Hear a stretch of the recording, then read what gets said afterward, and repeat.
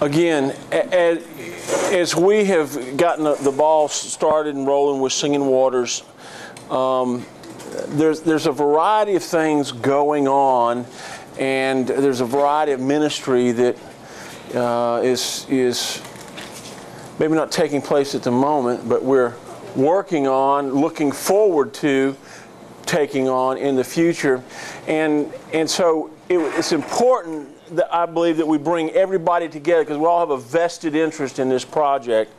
And you may not represent a particular aspect of ministry, but I know you've got a heart for the ministry for whatever reasons. And so I want us to all come together. I want to, in a time like this is kind of informal.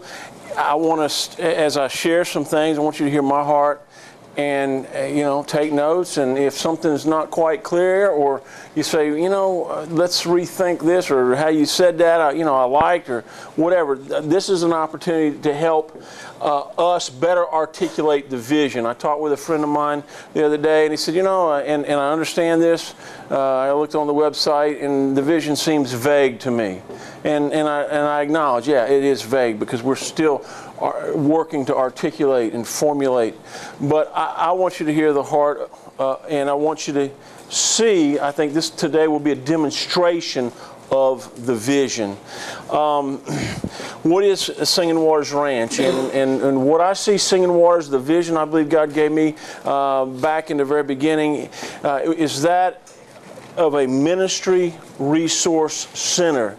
It's not one vision per se. It's not one person's vision. It's a if you will, a multitude of visions and ministries all carried out under one roof. The illustration that I have and I've used is that of an umbrella. You've got the covering, KJ Singing Waters Ranch, and at the point of the umbrella, an umbrella's got multiple points representing the multiple ministries that will operate under the umbrella, all connected by a central theme or passion, if you will. And so I see Singing Waters as a ministry resource center that is both local and global in its focus. And I think that's important. It's both local and global. And what do I mean by that? When God gave me the vision for Singing Waters right down the road, and one of the first things He spoke is that this place is strategically placed in this region to make an impact. It's a strategic to His kingdom. And I can't explain that per se, but I know it to be true. He's got it strategically placed. A friend of mine said, well, it'd be a whole lot better, a whole lot easier if you bought 100 acres in Mississippi. It'd be a lot cheaper. You go up there and then you clear the land and you do whatever you want. Why invest money in Singing Waters? I said, well, because God has spoken specifically about that piece of property. And when we first got started, we talked about ministry and doing ministry, and what if we don't have the camp? Would we still be committed to the ministry? And it boiled down to no. God has said something specifically and strategically about this piece of property and its location. And so it's both a local and global in its focus. I want to one day, we want to have a ministry that sends people all over the world. We also want to be a ministry that one day brings people in from all over the world. It's a coming and a going.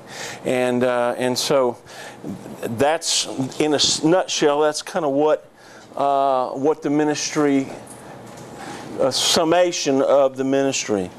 I wrote this in the very beginning, and it's just a statement, and to some of you it may not make much sense, but this was what came to me.